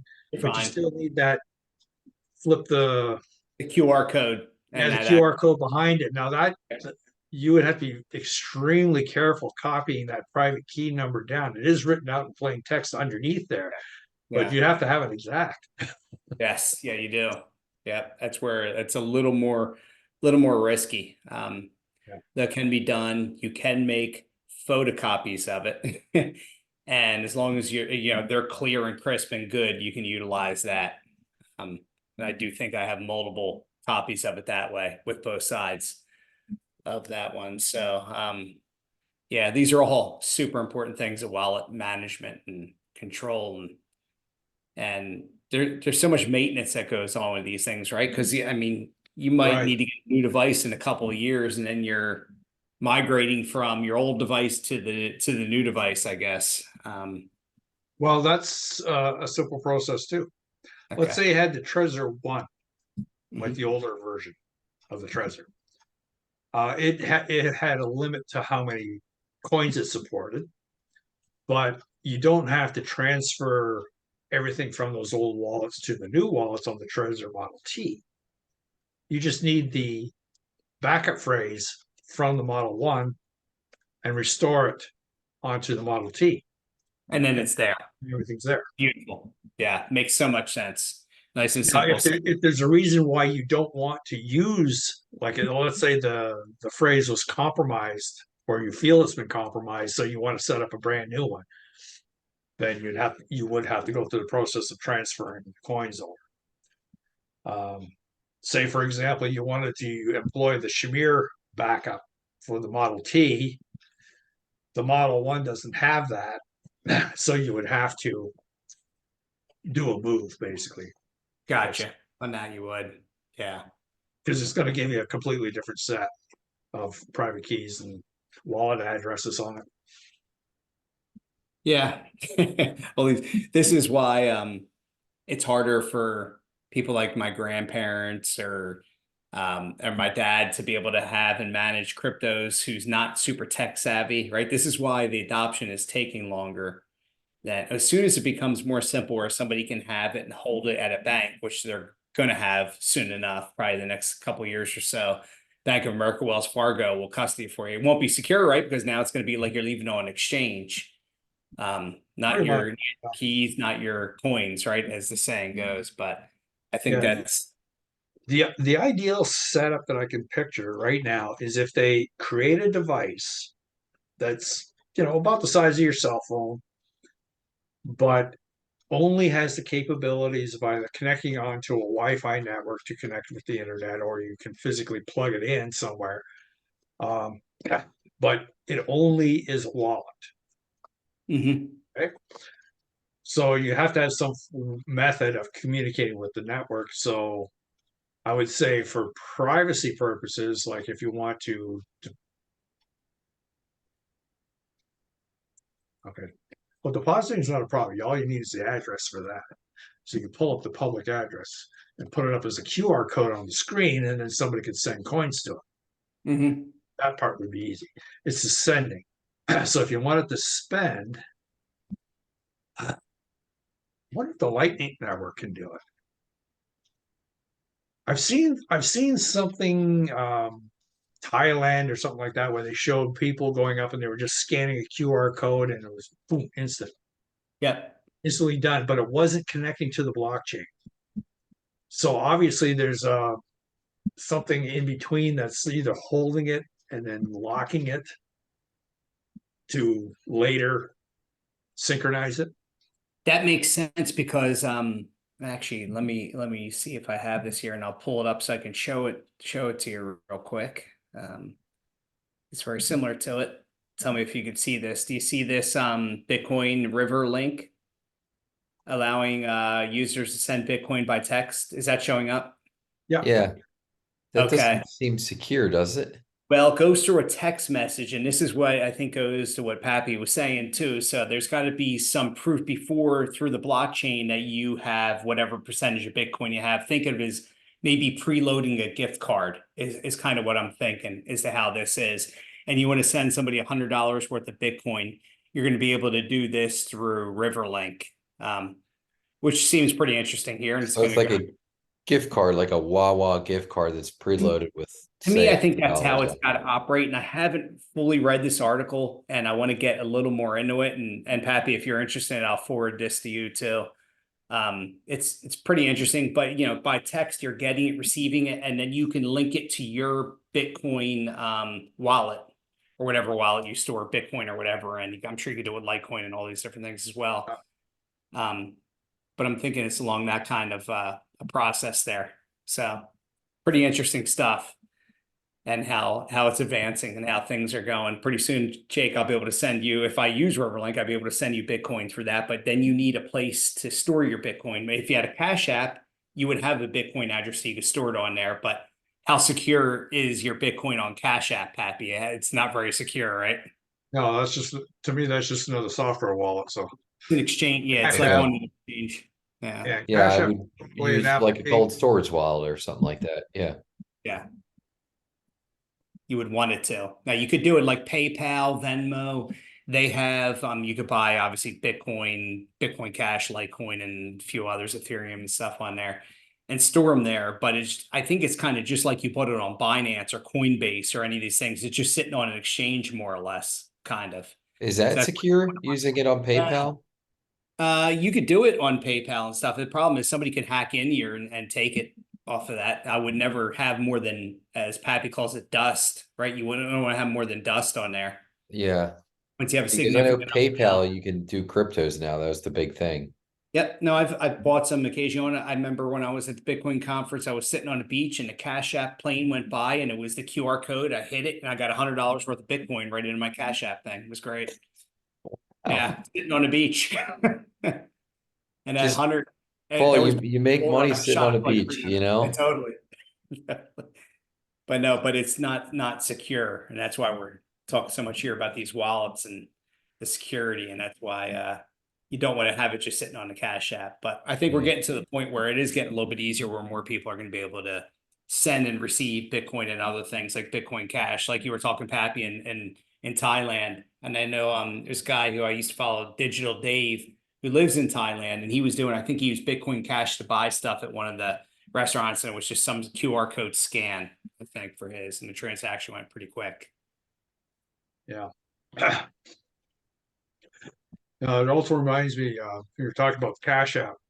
Some of these applications on phones and things like that that make it super easy to swap coins or to buy coins, etc., Mhm. and to hold them. You have to watch the restrictions that they have when you want to try and move those coins off that Yes. application to another wallet. Uphold is one that Uphold, comes to mind notorious. Yes. because I got involved with them because of the Brave browser. You could activate the BAT payouts for watching advertising or whatever it was that was supposed to show up. So I was doing that for a while, but the only way you could pull it off the browser wallet was to put it into an Uphold wallet. So I Mhm. moved over to the Uphold wallet. Finally got it on there. I couldn't get it off the Uphold wallet into a real wallet. Because they didn't have the right network for it, right? I can't remember what I did with them. It wasn't a lot, but oh, it was, yeah, I don't I've know if run I into that, Pappy. I've run into that, and they have Theta. You can buy Theta there too, but I believe they don't have the Theta network where I can transfer it from there to my Theta wallet. So what I have in Theta there is, my plan is I'm just gonna sell it at some point as it goes up. I bought it when it was really cheap and let it go up a little bit, and then just sell a bit of that. It's kind of like my trading, little bit of a trading bag there. But you're right, Uphold is notorious for that. There's a lot of crypto networks they don't have to be able to transfer out. They have the big ones, Bitcoin, Litecoin, Ethereum, XRP, and there are more and more they keep adding that you can migrate it out, but a lot of them are still restricted. So you got to turn them into cash there and then send, or a USDT token, and then send that somewhere else to buy it. correct. Some of the exchange, oh, I'll say exchange apps. Um, Similar situation. Um, Actually, exchanges in general. Something to watch for is like time delays on deposits. Like you're sending them cash, like fiat money, to purchase coins. Well, Right. there's usually like a week minimum, I'll say. There was one application I used. Um, it's only here in Canada, I think. It's called Wealth Simple, where I deposited my dollars. I was able to use those dollars right away to buy Bitcoin, but I couldn't take it off until Off. the waiting period had cleared. And Coinbase does that. I thought, okay, that's a little weird because I'm putting cash on here. You've already acknowledged you have the cash. Right. Have to But you wait. can't use it? And No, they do. They restrict you I, taking it off. Like, he can buy it, but he can't Oh, migrate that off. Now, I used crypto.com today to buy that little bit of Zilliqa that I needed. I was able to pull that, like, from my checking to cash to that account, then get the Zilliqa and then transfer that out right away. That shocked me that on crypto.com I could do it, but I can't do it on Coinbase, which was odd. You figure, Coinbase, which I've had that account for since 2017, early 2017, or maybe even longer than that. It might have been 2016. And I can't migrate that off until it's like a 5-day period until you can take it off. Super annoying. Like, Yeah. like each and every time. Yeah, at least the times I've tried to do it. Now I haven't tried to do it recently, so I got to see if that's changed.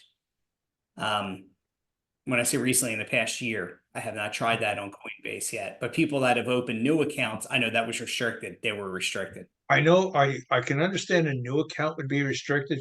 Like I've had a Coinbase account for quite some time. It wasn't until recently when they came up with the ability to do it like a bank transfer. I think you call it Venmo.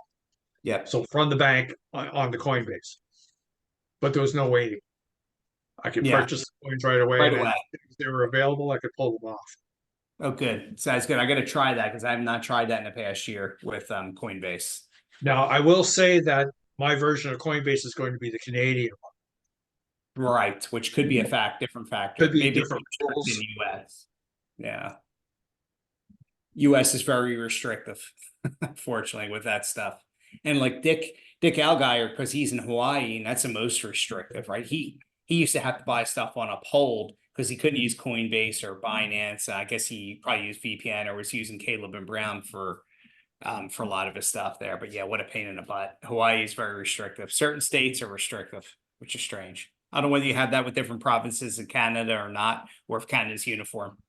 Uh, for the most part, there's, I think, I believe each province has its own level of like security and exchange rules or jurisdictions because Binance was here in Canada, but then they pulled out because of the provincial rules for Ontario, etc., Mhm. or across the country, I guess. So they pulled out.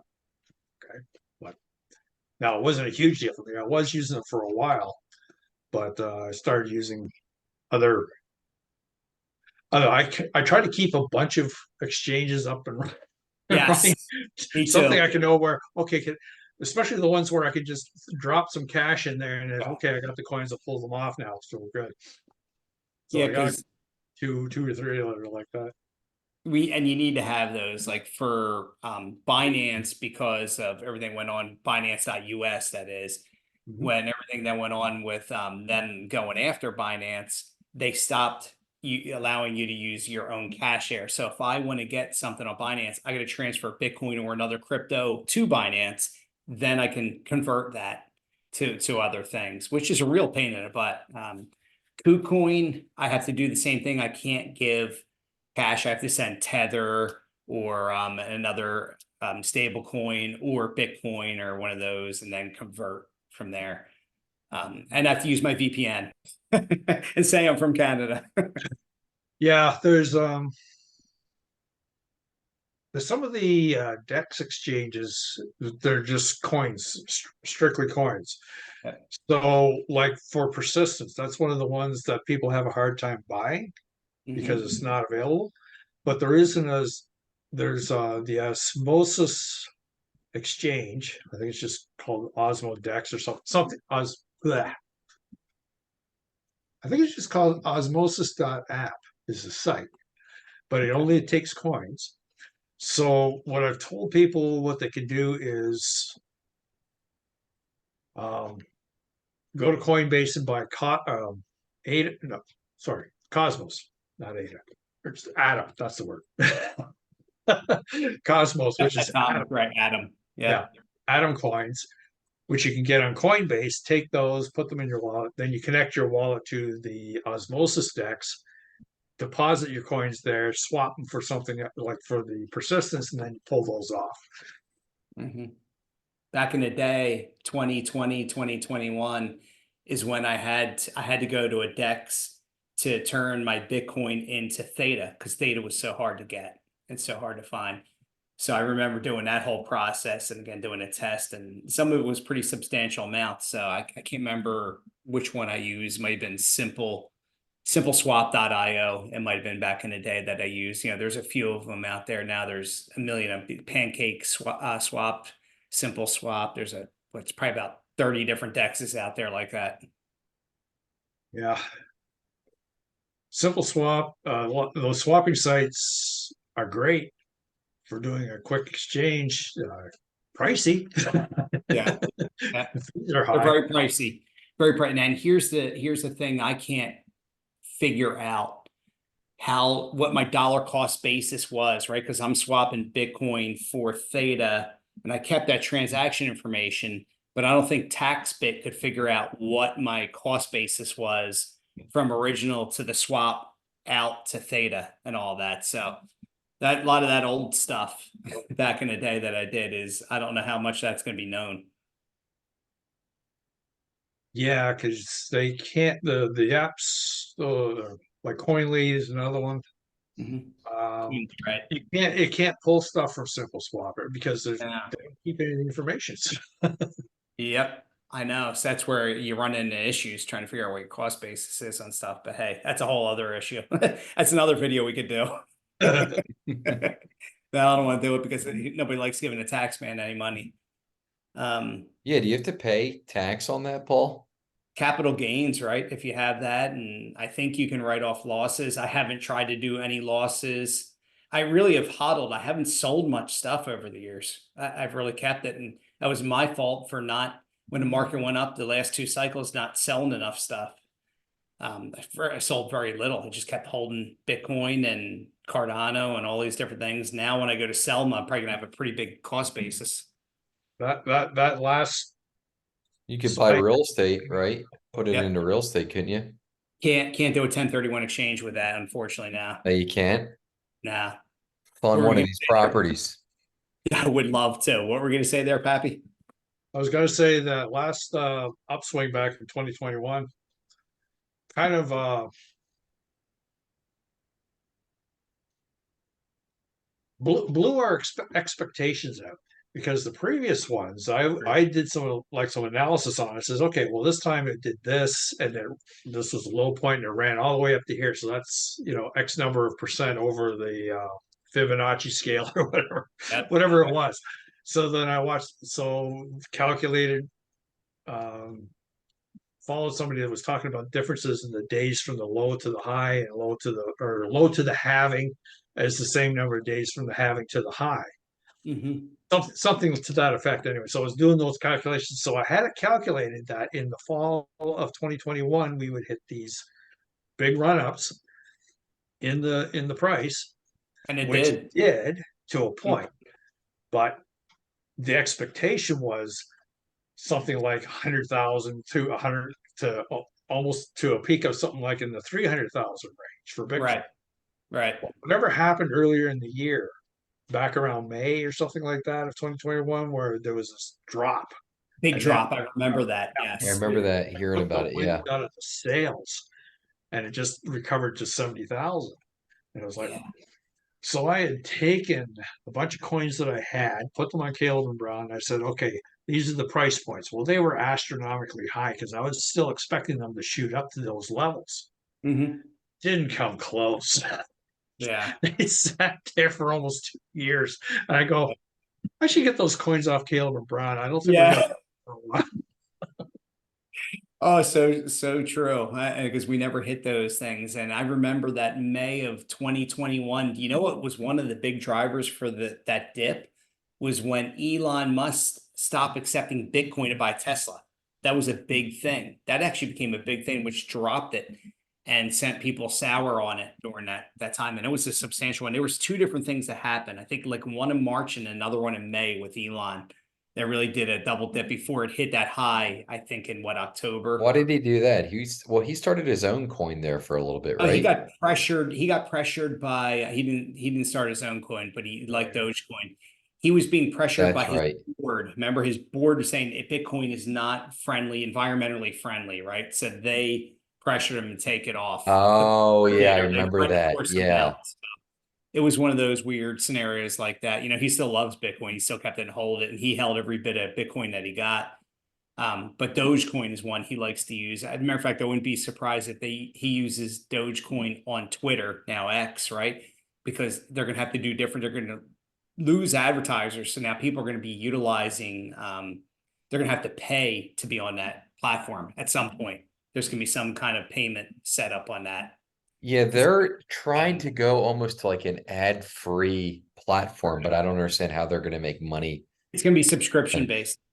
Yeah. And I think what he's going to end up doing is using like Doge and things like that. We'll see if it lasts. We'll see if it survives. You heard anything on that, Pappy, at all on X, on Twitter? Uh, I know they were talking about a subscription service for X, or a premium service, I should say, for X.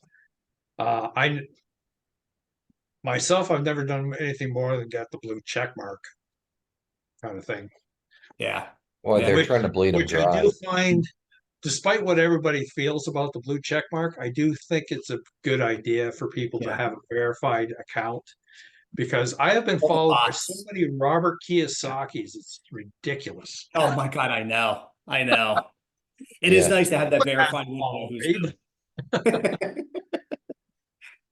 I know. I totally understand that. Yeah, there's so many phony ones and bot accounts that were out there. That's what Elon was saying. So many of it was bots, and that's one of the reasons he wanted to back out of that deal, because he thought there were way more users than there actually were. Yeah, he So said like 30% of the users were bots or something like that. yeah, which is lunacy. But something else might pop up that's a big exchange that kind of gets rid of Twitter. But Twitter's got such a backbone of people that already utilize it, kind of like Facebook, right? But Facebook's different because Facebook, most people that utilize that are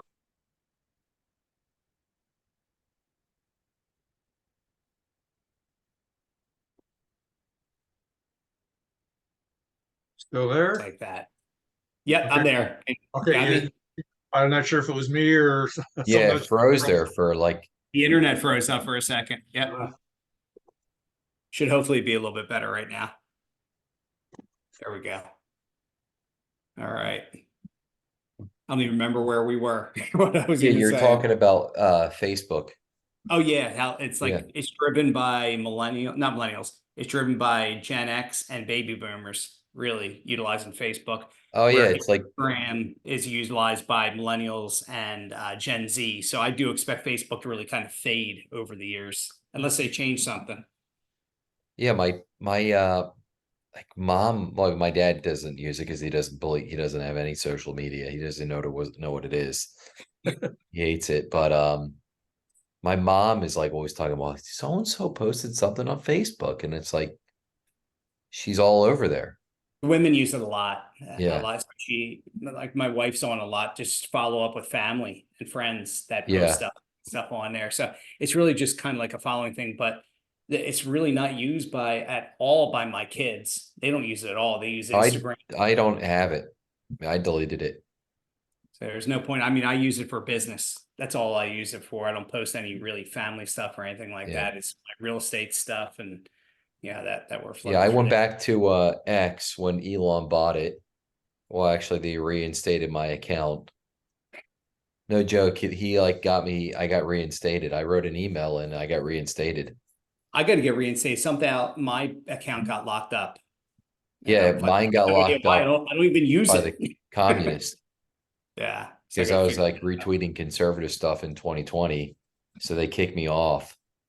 Um, and then Facebook, I got off there because everyone thought they were like a political pundit, you know. Yeah. So got They're off there. great. And I have an They're, Instagram account for business. So yeah, Instagram works pretty well. Pappy, do we miss anything here on wallets or oh, exchanges or anything there? I want to make sure we get through your whole list here. okay, so we talked about the computer, making sure it's secure. Oh, yeah, employing a VPN on the computer if Oh yeah, necessary. VPN. Yep. Um, if you use a VPN a lot, it might be beneficial to look at a dedicated IP address. Hmm. Like NordVPN offers that. So what you do is you set your computer up and you have a dedicated VPN. Yeah. So that way, every time you're on the computer, you're going out through that dedicated VPN and it hides where you're located at. So that's more of a location thing. It's Yeah. not anything that's going to keep the NSA out of your business, but Right. No, I know what you mean. It yeah, is because I use that NordVPN one. So yeah, I know what you mean. yeah. A dedicated But one. having a dedicated one, that way you can probably set it up through your router Yeah. and then everything that connects to it will automatically go through that same IP address, as opposed to the one your service provider gives you. Yes.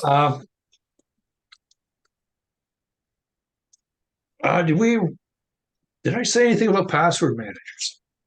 I Oh, seem to think. no, that is one thing we want to talk about, password managers. Yeah, Yeah. password managers. Now, password managers typically come in two flavors. You got your offline and your online password managers. Offline one typically, well, because it's offline, it's more secure.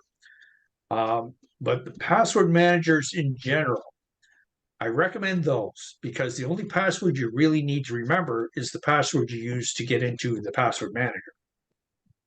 Right. After that, you can create super strong passwords for any websites that you need to go to, say for your banking, the exchanges, anything. And you don't have to remember it because the password manager keeps it. Now, who do you utilize for your password manager? Are there some pretty good ones that you'd recommend? I use Bitwarden. Now that's an online one, but the information's encrypted in the Do you store your database. passwords there? Yes. So Online and encrypted. you can actually make it stronger. And I just today on Tia Bell's site, they released that particular topic as an advanced topic where you take Saw that. an offline password manager and use it to secure all your online password managers. So that way you don't need, so you can have a super strong password for the online one, so somebody's not going to just hack into it. It's just a matter of And regular password to get into your password manager, and then a super Right. strong one that gets from there to the online one, your banking. Yeah. Right. So the offline one, you can typically for that one, there's KeyPass that's used for that. At least I demonstrated that one. Is that So with the offline one, you can store it on like a little flash drive that you can keep on a keychain. And then when you access the computer, you just plug it in, or like access the database to get the passwords that you need to get to. And then if you're on an online service for your other passwords, then you can use that. The advantage of the online one is that you just need access to the internet. So Yeah. obviously you're going to be on a computer, probably on the internet in the first place. So all you need to do is pop up the Bitwarden application. So you can go to the website if you don't happen to be on your own computer, open it up, type in your credentials to log in, and then you can access your database. I think the Bitwarden one makes a lot of sense for people. Like it's going to be a little more simplistic, right? It's simpler to work with. It makes it easier for cross-platform things. So like your phone, you can have a copy of the app on it, and the tablets, the computer, and then just go into it whenever.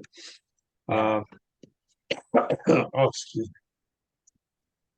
Let's see. So yeah, the main principle behind this is that you create super strong passwords, because all you need to do once you're using a password manager is click on the little copy link, puts it into the buffer, and then you paste it into the entry form for logging into whatever you need the password for. So like say for your bank or something like that. The one other thing that you had, I saw the password manager. That was actually one of my questions, and the other one was that Ledger exploit that happened was through that crypto called library, I believe, right? Where people were able to swipe from people's wallets. Oh, the Connect. Yeah, that was What it was, from yeah. what I caught. Actually, that was the first thing I seen when I pulled up my Twitter account this morning. I pulled up, oh, Ledger's horrible. They're doing all these nasty things. I'm like, what the hell are you talking about now? And I pull it up and look at it. Sure enough, and it was Ledger responding saying, we found the problem.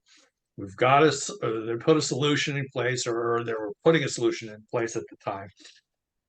But just from the description, I knew This had nothing to do with Ledger. Somebody connected to something. It was a DAP, right? It was right here. I'm looking at the Digital app. card. Well, that's what Ledger Connect is for connecting to these Web3 sites, Mhm. so they can use your Ledger device with it.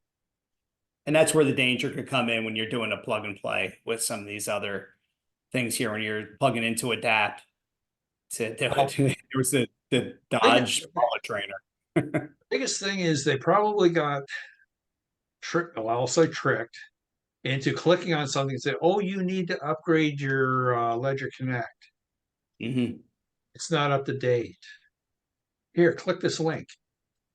So it downloaded from their site, from the malicious site, the hacked version, and put it on their phone or whatever the case may be. And now they're using. So the next time they use the Ledger Connect, and now when they connect their actual Ledger device to it, it would be affected.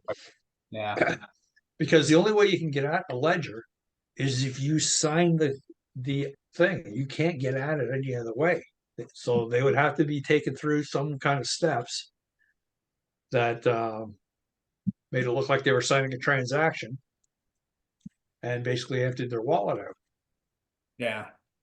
There's a lot of this spoofing, a lot of this stuff going on. Matter of fact, there was an email, a spam email from Caleb and Brown, which I caught earlier this week. I'm like, oh, there, this one's fake. And my dad emails me because he's got an account with them too. Is this legit? I'm like, no, it's complete fraud. I already notified Caleb and Brown. Just you notify him as well. Just say as many people as possible. Notify them. Yeah. You Yeah. can usually you can usually spot them out pretty quick. Well, Yeah, they're always missing got, like a They do letter or something like weird that. stuff. Yeah, and the weird Yeah. language that they use makes no sense. So I don't know. My wife falls for it. She sends them money. to to the prince from Africa or whatever it is. It's funny. Yeah. But there's a lot of those out there, and that's why you got to be just aware of it, unfortunately. Yeah, I've got so many samples from emails, from even on social media, on Twitter. Some of these special offer, or get the airdrop for such and such, and you look at it and you start scrolling down all the posts. Oh, it's a great thing. I qualified for this much and so on. And then you start looking at the timestamp and all the same time, boom, boom, boom, like Yeah. like 5 hours ago or 1 hour ago, each all the way down the list. It's like, okay, something's not right here. So you start pulling out and saying, okay, let's see if we can investigate this without ruining my wallet or whatever. Take a look at it. Takes you to a site that looks real official. Yeah. It's like, okay, let's play along and see where it goes. And going, okay, oh, Wallet Connect. Okay. Plug in your device, connect it up, and all of a sudden it says, oh, okay, well, we just need to confirm that you have this balance here. Said, oh, okay, no, we just need to do a simple transaction. You look at it, it says it's going to be this much ETH. And I'm going, that's my entire balance. I don't think so. I think we're going to reject this right here. Yeah. Like No, these are the things that I do because I'm trying to put together videos. So I'm like screen recording all this stuff while I'm doing it and going, okay, that's going into a video tutorial. Don't yeah. fall for this because if you're not paying attention, oh, okay, yeah, do this. Oh, And you're right. some of the other ones I love. You get it and say, oh, you need to upgrade your wallet. Okay.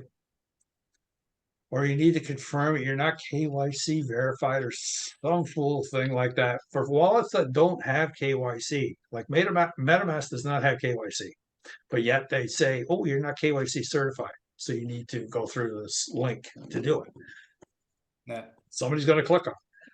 But anyway, got some. I've gone through them. I jumped through the hoops. I was always made sure I was on something like a tablet that had no wallet connected to it. Right. To get to the final screen, it says, okay, enter your 24-word mnemonic for your wallet.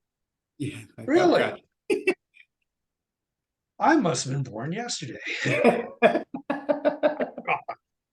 Some of them you Ugly. look at it and you think, you guys aren't even trying. It's like how bad they are. Like they send it out. You look at the email address that it came from, and it looks like it's just some guy in France. What's this? Yeah, that's an official email. It is unbelievable. Some of the spoofs and stuff, some of these email scams that come through, but people fall for them. It's unbelievable how many people fall Well, for they're them. idiots. Yeah, that's all they're looking for is just one or two idiots to get some money from Yeah, people. usually Democratic voters. Or old ladies or old guys who don't know any. Oh, what Yeah. Wells Fargo Bank No, was it's probably burned. most of the people is like old people. They just scam Yeah, them. they I feel do. bad for them. Yeah, it is. It's a shame. So we're gonna be a little bit tech savvy in this world, and it's only gonna get worse. So I Yeah, think. that's one of the things I find a little puzzling for my age group. I'm 67, so I'm in the boomer generation. But the number of people my own age that haven't got a clue how to even operate a computer is like, we went to the same high school. Well, maybe you didn't take the same courses I did, but I took the computer programming courses where you had to fill in these little bubble things on the Hollerith card, which then had to be shipped off to where the computer actually was to read it and do the program and check it. And then you had to wait until the next day you had the class to find out what your bugs were. But so going through that torture and sitting down where you could actually just type on the computer on a desktop computer was like a dream. Oh my God. Yeah. Actually, I remember the first computers I used when I was young, and they were, I mean, look there, there's DOS operating systems, right? And Oh yeah, basically, they didn't even have color. yeah. Like they were like black and white. Yeah. I remember writing HTML, man, what a process that was. You had to know that how to do it to write it for these websites and stuff and create this. I'm like, this is not for me. I don't want to do this. Ends up being a lot. But my brother did a bit of that. He's pretty solid with it. But no, you got to be tech savvy in this world, and it's only going to get worse for people if they don't. They don't want, like my father-in-law doesn't want to use his smartphone or anything. I'm like, all right, you don't have to. You're 87. I don't know how much longer you're going to be around, but like it makes things easier if you want to. Hey, Uncle is Mike. that's right, Mike. That's right. He's the same way. Did we He cover just everything? texted me actually, like Oh, probably 40 minutes ago. Nice. We should have had him jump on. He would have been so confused. Oh, it would okay. have absolute been an absolute treat. Okay, so five things. Let me get it out of my mouth. Five things we were talking about the computer, password manager. So I think we covered that. Email accounts. So I said like junk mail for use Gmail for junk mail. Use a solid one like Proton Mail for any financial stuff, especially. Separate your own, day to day, like other things like where you're receiving newsletters and stuff like that. Keep that away from it. One of the reasons that I'm suggesting having multiple emails is that when you do get this scam stuff, Mhm. it's going to come to an email address. So if it Right. shows up in Gmail, It should yeah, show in Proton Mail, that's right? crap. If it's coming to your financial one, now you start thinking, okay, is there a leak somewhere that something got a hold of your database or something like that from one of the financial services that you're using? Because if they get hacked or something like that, they pick up email addresses. So again, when it comes to any of that stuff that shows up, you never click the link. You investigate from the official website for that group or exchange or whatever it is to find out just what is actually going on. So like Caleb and Brown, yeah, you look at them and see if they say anything. Right. Right. Uh, It's the first thing I did. Check Caleb and Brown when I saw that. I'm like, first of all, this is a scam, but let me just go into Caleb and Brown. But yeah, those are definitely super important things. wallets, I think we covered everything there. The different types, like the hot wallets, all your software type wallets, not exactly secure. Better if you can secure them with a hardware wallet like Ledger or Trezor. Mhm. Um, Valet is a cold wallet, but it's great for entry level. Yeah. But when you're starting to get serious, you're looking at the hardware wallets like Ledger or Trezor or both. You know, And generally what I try and do when I'm looking at coins, I look at what wallet you need to use for that coin. Because sometimes the coin is not directly supported by the hardware wallet, but they will on their website tell you which software wallet to connect it to that they recommend. So trying to think off the top of my head here. Yeah, Zilliqa be an example. You can have it on a software wallet, but then you're a little kind of at risk. But if you can get a wallet that you can connect, say, a ledger device to secure it, then it will export the Zilliqa wallet address for you that it gets from the private key off the device. That Okay. way you know it's secure.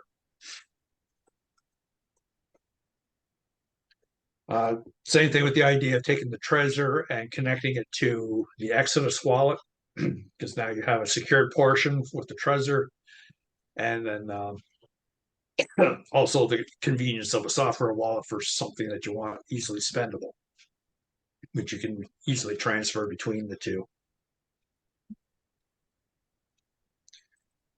Oh, and when you're purchasing a wallet, no matter what kind it is, get it from the official site or at least the official authorized site. So if they do have an Amazon outlet, make sure you're getting that Amazon outlet to buy it from if it's more convenient. Ledger does. I don't think Trezor does. I think Trezor you have to get it straight from Yep, you're right. Czech Republic or Slovakia or something like that. Mm-hmm. If you want to get it from the official one, yeah. I don't think Yeah. they have a ledger. Like you can buy Trezor on Amazon. Mm-hmm. You can. Yeah, There's yeah. risk there. Depends on who's. It depends on who's selling them. Yeah. Again, you'd have to check Trezor to see if they do have an authorized reseller through Amazon or something like that, or who their authorized resellers are. That might be another way of putting it. Same thing with Ballet. They have their site, and they do have an Amazon outlet as well. And mnemonic backups. The different types, steel cases, paper ones. If you use the paper, make sure you laminate, but make absolutely certain that the backup is good. Yeah. It's not a matter of just writing it down and checking a few words that the screen puts up. Make sure all of it is good. Because the last thing you need is trying to restore a wallet and find out one stinking word is off, and it's just because you transposed letters or wrote down a word that you thought you see, and it's valid but not the right one. Those are the hardest ones to pull out. There is a tool out there that does help you recover a missing word, but it's like one word out of 24. So depending on the circumstances, you might be able to recover it or you may not. May not be able to, yeah. Yeah, it's not happy time when that occurs. There's a reason people lost a lot of Bitcoin. I know there was a guy in California who couldn't remember his password, and he's got 3 more tries, and it's $45 million worth of Bitcoin, which has to hurt so bad. But yeah, there's plenty of people that are in that instance who lost their Bitcoin permanently. They say somewhere between 5 and 7 million have been potentially permanently lost, or at least temporarily lost, which is crazy. So That's a supply of 21 million. are there ways you could get like in the future for that to like not happen? Maybe with AI, I don't know. Who knows? It has to be super advanced AI, I would think. Yeah, some people talk about quantum computers being able to figure out your wallet addresses and stuff like that. And I'm thinking, okay, if the quantum computer is that powerful, why don't they just put it to work mining? I was going to say the same thing. Yeah. That's all you really need to do. Like just create the bloody coins. Could the company help you retrieve it? But I guess because it's on a blockchain, they can't because it's secure. And you created it and they don't know it. Right. So, They don't, they have, that's the thing. See, they don't know what it is. They can't help you to recover it. See, if they can turn, the thing is, this is also something you got to be careful of. Sometimes a coin site will show a Discord server or a Telegram server for communicating with them. If you go on to those, make sure you've read who the admins are or who the support people are, and make sure that you understand who you're talking to, because there's a lot of scammers that'll get on there and mimic the admins. So if you just throw out a blanket question out there, it says, I lost my coins, I need help getting them back or something like that. And then somebody comes along being also helpful. It says, okay, for sure. I just need to know your 24-word backup. Right, right. And we can, we can get you set up. It happens all the time. It's Yeah. There's people that sit on those discords and those telegram groups, and that's what they do. And they copy the admins, and it looks right, but there's something different about the name, obviously, because there has to be some unique identifier. Yeah. And they don't last long because they usually get kicked off right away, but then they just come Yeah. right back with another one. So Yeah, they're smart enough to work their way around it. These They aren't dumb people. did that to me with AT&T. Oh, really? Yeah, I caught him in the act. Started cursing the guy off. There's unfortunately when they can steal a lot of your cryptos, that hurts, especially in a bull market. Bear market, they're not as Yeah. active. Bull markets are going to be extremely active trying to get people's cryptos. They'll be all over it. So all these things that Pappy's talking about are things you need to do to really stay secure. Yeah, I have- guess just keep it in the cold storage wallets and, don't trust these scammers. I probably wouldn't be going on to try to do that anyway, Right. So Most people don't. Most I'll people probably don't. just keep it on the wallet, and if I need to go trade it, You can send it from your wallet to the exchange to sell it, whether it's Yeah. Caleb and Brown, whether it's Coinbase or Binance. So if you want to, Yeah, I would just do something like that. Yeah. send the exchange, boom, turn it to cash, and then transfer it to your. Well, Caleb and Brown's going to be the easiest. They do charge a fee. I think it's like 3.5% or whatever it is. But yeah. So ways to do it. I think you got pretty much everything here, Pappy. I think you've yeah, pretty at much least the gone- basics. Yeah. And give me your address again for contact for people if they want to reach out to you and connect with you to either set up their wallets or help with their lost cryptos, that kind of thing. What's the best way to get in touch with you? Okay. Well, if somebody actually wants to book a meeting with me, the website is Pappy Deez Investments .simplybook.me. Okay. And I think I think I sent those out earlier in the email, but I'll also connect it to this and I send out another email on it. Simplybook.me. Okay. Beautiful. All right, man. I appreciate your time here. You spent like 2 hours going through stuff. This is awesome. Yeah. Yeah, I see Thanks, that. I Pappy. said I wasn't sure, and I looked at the list. I go, this is gonna go a while. Yeah, that's Yeah. all right though, because we're hitting a lot of different stuff, and the people will be able to replay and go through and as many times as they want and need to. But like I said, I already have somebody who wants to contact you to set up their treasure. I may be reaching out to you to set up mine here as well. So you're probably gonna have a few of us and a bunch Yeah, more. once I get mine, I'll hit you up. Yeah, no, it'll be way worth it because they'll set us up so much better and cleaner, and we'll be in good shape, and that'll be happy. Most people you have in your coaching group on the future forecasting group as well, or the TFL group. So none of them are with anything of that. So these are all people from real estate investing that I've known over the years that wanted to learn about cryptos, and then through that I did a masterclass for one of the big real estate investors out there. It was like this 3-day event we had. God, that was a nightmare going through all this. People were like they were drinking through a fire hose is what they're saying. I'm like, I know this is not easy stuff to comprehend. I'm trying to make it basic and stuff, but hey, it is what it is. So most of them are that. And then people that live in my community here, I got a bunch of them that are starting to get into crypto and want to learn more. So those are the people I'm going to be bringing in. And then Like I got a small YouTube channel on a crypto side, but I plan on growing that, and I could just put a link for you there in every description so that people can just contact you on that.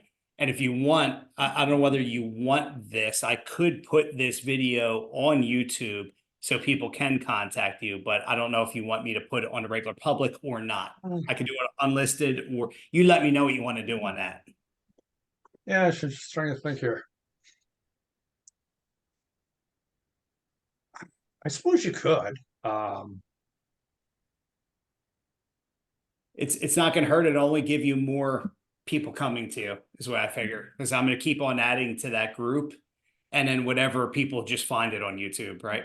Through that way. So yeah, so it should only help you for sure. So we'll connect you through all that and get it rolling. But I'll let you get out of here for the night here. It's late. It's late. But I appreciate it. And then Jake was good to have on here too, because he's a noob. He's learning this stuff. Thanks for all your help, and sorry for asking all the probably idiotic questions. Those are good questions. They weren't idiotic. They were good. They were good. I appreciate it. All righty.